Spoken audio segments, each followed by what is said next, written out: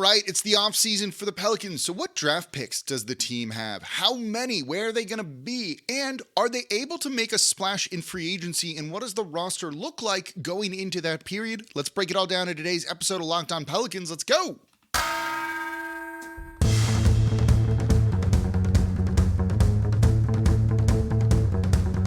You are Locked On Pelicans, your daily New Orleans Pelicans podcast. Part of the Locked On Podcast Network, your team every day. Welcome to another edition of Locked On Pelicans, the daily podcast covering your favorite team, the New Orleans Pelicans and NBA, part of the Locked On Podcast Network, your team every day, available wherever you get your podcasts and available on YouTube. I'm your host, Pelicans Insider, credential member of the media, Jake Madison, at NOLA Jake on Twitter, here with an off-season primer. What draft picks do the Pelicans have? How many draft picks do they have? What can they do in free agency? Who's likely to be re-signed? Who is unlikely to be re-signed? We're going to break it all down in today's episode of Locked On Pelicans. Today's episode of Locked On Pelicans brought to you by the Gametime app. Create an account, use code LOCKEDONNBA, all caps, for $20 off your first purchase. Last minute tickets, lowest prices guaranteed. And of course, thank you for making Locked On Pelicans your first listen every day.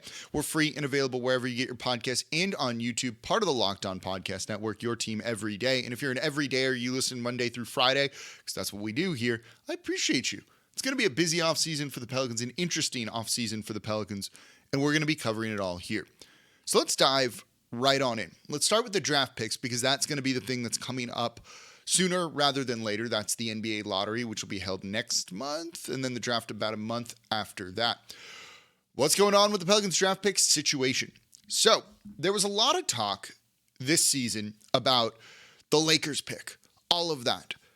That is out the window now. I've had a lot of people say the Pelicans have two first-round picks. They have their pick, and then they have the Lakers pick, because if the Lakers pick landed number one overall, they would get Victor Wembanyama. That's not going to be the case. The Pelicans had an option to swap picks with the Los Angeles Lakers, so they would get the better of the two picks. If the Lakers pick was 4, the Pelicans could go, we're going to take that, and you get our pick, which right now is 14 for New Orleans. That's out the window because, well, the Lakers were unfortunately better than the Pelicans in the postseason, and they have the 17th pick, while right now the Lakers have the 4th pick. So that is out the window. They're going to have one first-round pick. Given that the draft is a lottery to determine the top 4 spots only, the Pelicans could move up from the 14th spot. They could get in pick 1, 2, 3, or 4. They cannot get 5, 6, 7, 8, 9, 10, 11, 12, 13. Not a possibility. They're either going to be 1, 2, 3, or 4, or 14. So here's the percent breakdown. For them to get the number 1 overall pick, and they would draft Victor Wembanyama, as every team will be doing, whoever gets the number 1 overall pick, they have a 0.5% chance. A 0.5% chance. Not a 5% chance, but a 0.5. To land in the top 4, they have a 2.4% chance. Those are their NBA draft lottery odds. Given that they're 14, they can't actually move down. They will either be 14 or 1, 2, 3, or 4. The way this works, and why you look at this, and Oklahoma City is 12. Toronto's 13, New Orleans is 14. Oklahoma City beat the Pelicans in the play-in tournament, right? The way it works is if you don't make the actual postseason, if you don't get out of the play-in tournament, they just slot you based on winning percentage, basically your regular season record. So the Oklahoma City Thunder, who were 40-42, whereas the Pelicans were 42-40, have a higher draft pick, a better draft pick, even though they beat the New Orleans Pelicans. Just kind of the way that is set up, that even if you kind of advance a little bit in the play-in tournament, doesn't matter. You still end up with your more or less original draft pick. There's a couple ties they need to break, I believe. I don't know if they've done that yet. It doesn't really matter, and it's not going to impact New Orleans in any significant way. Basically, they have very little chance of getting a top 4 pick. Almost non-existent, but hey, there is somewhat of a chance at Victor Wembanyama, Scoot Henderson, Brandon Miller, some of the other guys that could be there in the top 4. What about the second round? That's also a little bit disappointing. The Pelicans this year do not have a second round pick. If it had landed 31 to 45, they would have. If it went 46 to 60, it went to Atlanta. It landed exactly at 46. So Atlanta owns their second round pick. So the Pelicans in this draft, if I'm doing this right, only have one draft pick, and that's going to be their lottery pick in the first round. Could be 1, 2, 3, or 4, or 14. So it still gives them some ammunition and things to do if they want. They could trade that lottery pick, certainly, depending on where it's going to fall. And trust me, once we really know where it's going to be, we'll have a whole lot more draft coverage, basically starting the day after the lottery. And they also have a number of other first-round picks and things that could be available to them. They have a pick swap with the Milwaukee Bucks next year in 2024. Likely not going to be used. You know, if the Bucks are bad and the Pelicans are good, they can get that better pick. They also could get the Lakers pick next year, but they could also defer it until 2025. They completely get that pick. It's the last kind of remnant of the Anthony Davis trade. It's either in 2024 or 2025. It's up to them. So after that, they also own a Milwaukee Bucks pick that's top 4 protected. Then they have a swap with Milwaukee and then another Milwaukee pick in 2027. So they still have a number of 1, 2, 3, 4, 5, 6, 7, 8, 9. They have 9 or 10. I might have counted wrong. First round picks in the next 1, 2, 3, 4, 5, 6, 7 years. So they're still not in a bad spot. They still have some things they can do, but right now, this draft is looking like a one-pick draft for the New Orleans Pelicans. And I think they're fine with that. I think they're okay with that because we're going to get into their salary cap situation and roster spots, which can be a problem. And that means maybe you don't need to worry about having an extra guy in what you want to do there. So let's break that down and where the Pelicans stand money-wise and roster spot-wise going into the offseason, into free agency, which will be in July. That's coming up here next in today's episode of Locked On Pelicans. Before we get to that, though, today's episode of Locked On Pelicans is brought to you by Gametime. I had so many people that wanted to go to the play-in tournament game last minute. They were trying to find tickets. It ended up being a sellout. Tickets started to get kind of expensive towards the end. It wasn't an ideal situation, and buying tickets to your favorite events shouldn't be stressful. So Gametime is the fastest and easiest way to buy tickets for all the sports, music, comedy, and theater near you. And with killer deals on last-minute tickets and their best price guarantee, you can stop stressing over the tickets and start getting hyped for the fun that you're going to have. I really like their app because it's super easy to use. And if you're looking for something to do on a Saturday night, a Sunday night, and all of a sudden you see there's a concert, hop on the Gametime app because there's flash deals on last minute tickets that people are trying to sell. You might be able to score great prices to the show or the concert that you want to go to. So Gametime is the place for last minute deals. You don't need to plan months in advance. Gametime has deals on tickets right up to the day of the event and exclusive flash deals on tickets for virtually everything. And the Gametime guarantee means you'll always get the best price. If you find tickets in the same section or in row for less, Gametime will credit you 110% of the difference, and it's the fastest growing ticketing app in the country for this reason. Snag the tickets without the stress. Download the Gametime app, create an account, and use code LOCKEDONNBA for $20 off your first purchase. Terms apply. Again, create an account, redeem code LOCKEDONNBA for $20 off. Download Gametime today. Last minute tickets, lowest prices guaranteed. And thank you for making Locked On Pelicans your first listen today and every day. We're here Monday through Friday for you, part of the Locked On Podcast Network, your team every day. No one else comes to y'all like this. And again, thank you for all the support this season and as long as I've been doing the show. If you're an everydayer, we got a whole great week's worth of shows. I got them all planned out tomorrow. Is the coaching staff already being shaken up? And what type of moves on the coaching staff do we want to see made? Make sure you give that one a listen and become an everydayer if you're not already. We're the only show breaking it down like this Monday through Friday, giving you the talk you want without like hot takes and stuff like that either. Just the Pelicans talk that you want to hear. So subscribe wherever you get your podcast. If you want to support the channel, comment down below on YouTube, the number one thing that you can do. So this segment's going to probably bleed into the next one because there's a lot to cover. And this is some of the salary cap stuff from the Pelicans. And I would put this on the screen, but don't forget, if you're watching on YouTube, this is also a podcast, so I'll paint you a picture of the mind, something like that. So let's break down where the Pelicans are going. Free agency. Money is going up too. So the Pelicans currently, with the people that they will have on their roster guaranteed next year potentially, are, well, not guaranteed then. Right now, the Pelicans are about $4.24 million away from the luxury tax. We don't know if they'll pay it. We don't know how long they'll pay it for. There's repeater taxes, there's penalties, and as we'll get into in the third segment, things are rapidly changing with a new collective bargaining agreement coming into place that could shake things up even more. So I think the Pelicans want to avoid and don't want to be in the luxury tax right now unless they absolutely have to, and they may this year. Right now, they're $4.24 million away from the luxury tax. That is also without Jackson Hayes and a new contract or anything like that factored in.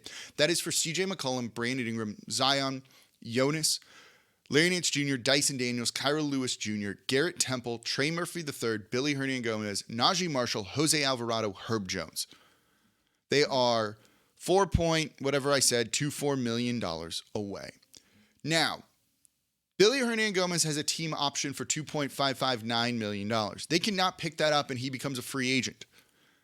They could also waive Garrett Temple. His $5.4 million is non-guaranteed. You can just waive him and not pay him that money. If they do that, that gets the Pelicans to, and this is like napkin math here, $12.6 million in away from the luxury tax. That is not 12.6 they can actually go out and spend. That's not 12.6 of cap space. That's important here. And if they do that, they have 11 players. So you have the first round pick, and let's say it's the 14th overall pick. They don't get lucky. They don't move up. That player is going to be owed around $4 million. So you're looking at about $8.6 million that in some way they could spend. So if you are an over the cap team, the way the NBA works is it's a soft cap, and then there's a hard cap, and then there's these things called the apron, and now there's a second apron. We do not need to go into all of that, and you honestly don't need to know all of that, unless you just really want to get into the minutia of it. This team is, in free agency, in the offseason, you operate one of two ways. You operate as a cap room team or an over-the-cap team. The Pelicans are going to be operating at an over-the-cap team. They are over the soft cap. When you have CJ McCollum making $35.8 million, Brandon Ingram making $33.8, and Zion Williamson estimated to make around $33.5 million, you're operating as an over-the-cap team. This team, as long as those three guys are on the roster, and likely just for like infinity right now, are never going to be a cap space team again. So their big flexibility here was kind of this past year, and they're still so close to the luxury tax, they didn't really kind of use it in that sense. So they're operating as an over-the-cap team. So as an over-the-cap team, you don't have salary cap space to spend. So the way you can add players to your team is through exceptions to the salary cap. Signing your rookie player is a rookie contract exception. You can sign guys to a minimum contract exception. The one that you likely have heard about, if you've been following the NBA offseason for any period of time, is something called the mid-level exception. And there's a couple versions of the mid-level exception. There's something called the room mid-level exception. That's if you're a cap space team. Pelicans aren't that, so that's out the window. There is something called the taxpayer mid-level exception. Pelicans aren't in the tax right now, so that's not really their thing, but I'll explain because it might be. Then there's the one that's kind of in between both of those, which is called the non-taxpayer mid-level exception. And this is usually the mid-level exception that most people think about. You're over the soft cap, but not at the luxury tax threshold.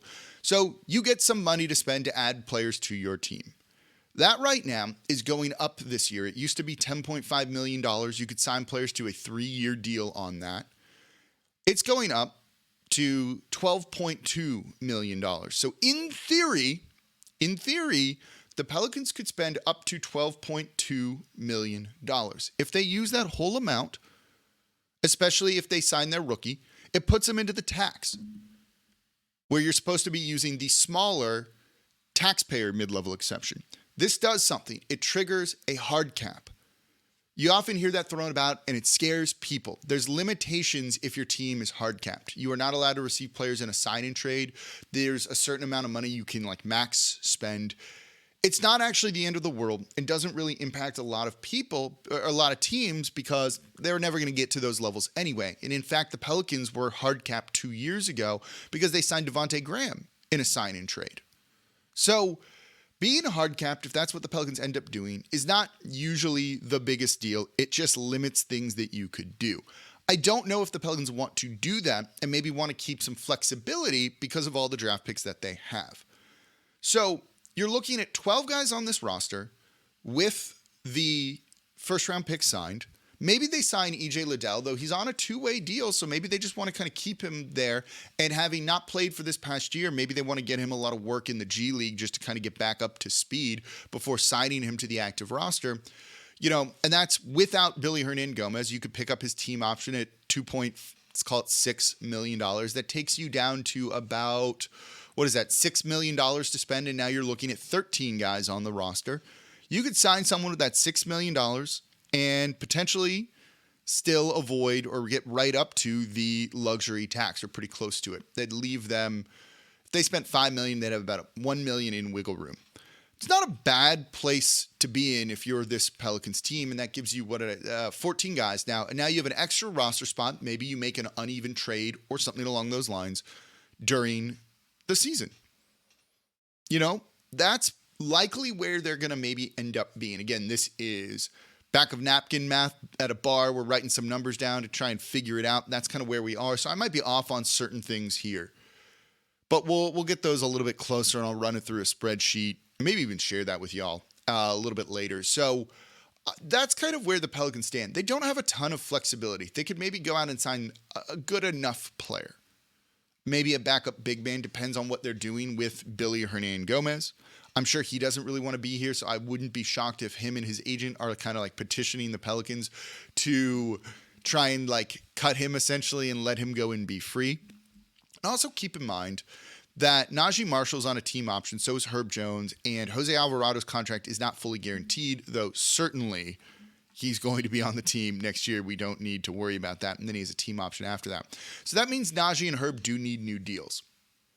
That's something worth keeping in mind too with long-term planning, because that's something that's going to be really important for the Pels. And look, they could free up some other space too by making a trade for Jonas Valanciunas, shipping him out. But then you do need to kind of figure out what you're doing at the starting center spot. And we'll see. So there's ways to create some of that flexibility too, but there's not a ton of room for the Pelicans to do a whole lot. And with the new CBA coming into place, and with it being very punitive to teams that spend a lot of money, how's that going to potentially impact the Pelicans? More importantly, outside of like specifically how it's going to impact the Pelicans, what is their thinking about all of this? The roster that we just talked about and the upcoming changes to the CBA and the uncertainty with that. I want to look at that because I do think David Griffin was kind of telling in his end of season media availability.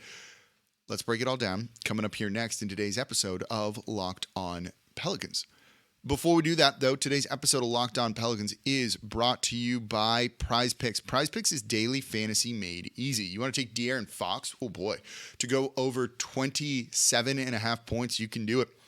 You want to take Kevin Durant to go over his number for rebounds, assists, whatever it might be, or Kawhi Leonard to go over 30.5 points. You can do all of that. PrizePicks is super simple. Pick 2 to 6 players. If they go score more or less than their PrizePicks projection, you can win up to 25 times your money on any entry. And the best part is you're not competing against other people. It's just you versus the projections available. And they have the projections for the NBA playoffs. Entries can be made in 60 seconds or less. They also offer safe and fast withdrawals, and they're currently operational in over 30 states in Canada. You look at the numbers. More than that or less than that, above it or below it. You're smart. Go put that to use. Download the PrizePicks app or go to prizepicks.com to sign up and play daily fantasy sports. First-time users can receive a 100% instant deposit match up to $100 with promo code LOCKEDON. If you deposit $100, PrizePicks will give you $100. Don't forget, enter promo code LOCKEDON at sign up for an instant deposit match up to $100. And thank you for making Locked On Pelicans your first listen today and every day. We're here Monday through Friday for y'all, breaking down everything about this team. No one else comes to you like this. No hot takes. No, like trying to create drama. Man, just Pelicans talk. I love doing this. We recently hit 7,500 subscribers on YouTube for the smallest market in the NBA. That is insane. Thank you. And thank you to the everydayers who tune in Monday through Friday. As I've always said, I do this show because of you, not for you, because of you. Y'all drive me to be better. That's why I'm always trying to get better. Plan out the shows in advance. And tomorrow, coaching staff's already being shaken up. Good, bad, what changes do we want to see? Thursday's show is going to be, what have we learned from the Pelicans this season? I want to talk about culture too, either in that show or also on Friday, maybe both. There's a lot to discuss around this team. We're going to be covering it all. We're not dropping down. We're still 5 days a week, even in the offseason. No breaks here. So let's keep talking about the Pelicans in this offseason, kind of a quick little offseason primer, some of the basics that you need to know or should know. David Griffin, in his end-of-season media availability, I thought gave a little bit of a glimpse of what they're going to try and do. I think he kind of gave some of it away, as he should. And it's not like this stuff isn't obvious necessarily. Given they have limited flexibility here, and that trade for Devontae Graham and bringing in Josh Richardson, who's not factored into any of the numbers that I just went over in the last segment, was clearly trying to save some money and get out ahead of that going into this offseason and avoid the luxury tax. If they hadn't done that trade, they'd be in the luxury tax right now, and that's even without Jackson Hayes on the roster. You can maybe duck it waiving some players, but you're pretty close to it, actually. So they're very clearly focused on that and trying to give themselves maximum flexibility here and add players they think could make a difference. So I think they're going to make a small move. I don't think it'll necessarily be anything big, but kind of reading of the tea leaves and all that is, I think they do feel that if healthy, they are good. You heard everyone say at end of season media availability, and David Griffin did. He said, I look at it as 2 seasons. There was before the Zion injury and after the Zion injury. And before the Zion injury, we were the top team in the West. We were a top 3 seed, a top 4 seed. And he's not wrong. This team's good. Can you bank on that? Valid question. We talked about it yesterday. And how much redundancy can you build in, right? It's not like you can find a replacement for Zion. So if Zion gets hurt, then cool, we're fine. We got this other guy. That don't exist. So I think they're going to go forward as if Zion's healthy, if BI is healthy, because that's kind of really the situation and all they can do unless they trade those guys or one of them. And by the way, those are going to be shows coming up. Should they trade Zion? What would that even look like? Should they trade BI? What would that even look like? Why would you do those things? Why would you not do those things? They're conversations. I don't think either of those guys is likely to get traded, but we should at least look at it. And it's the offseason. So I don't think they're going to make a ton of changes here. I also do think they're a little bit worried about what the new CBA will look like when they kind of finally wrap their heads around all of the specifics with it. David Griffin had said, there's a new CBA. We don't know what that's going to look like. We don't know what the landscape of the NBA is going to look like. And I think he's very conscious, and this is a good thing, of the limitations of this market, of being a small market team in general in the NBA. And that if you do some sort of big move and now you're paying the luxury tax and, oh no, the luxury tax is way more punitive than it was before, you screw yourself over. And that's not what the Pelicans are trying to do. They do want to build a sustainable winner. Easier said than done. And at a certain point, they will have to pay the luxury tax. But I don't think they could be there this season. If they really want to be competitive or kind of go up a level, they're going to have to. I don't know if they will. They might. Really could not tell you. But I think they're conscious of long-term planning. So if they don't really make many moves, one, it's because of a lack of roster spots. And two, because they don't know what the future is going to hold. And a lack of money too, in terms of exceptions and things like that. So it could be a quiet offseason. The draft free agency really might be... The draft is going to definitely be big for New Orleans. Another chance to add a young guy or even make a move that day. Or they're just going to draft a guy they like. And then I think free agency will be like 1 or 2 moves, and really that's about it. So it could be a quiet-ish offseason, but there's still plenty to talk about because this team's really interesting. We're going to do it with the coaching staff tomorrow. So make sure you tune into that one. Become an everydayer if you're not already. And as always, I'm your host, Jake Madison, at NOLA Jake on Twitter. We'll be back with you all tomorrow.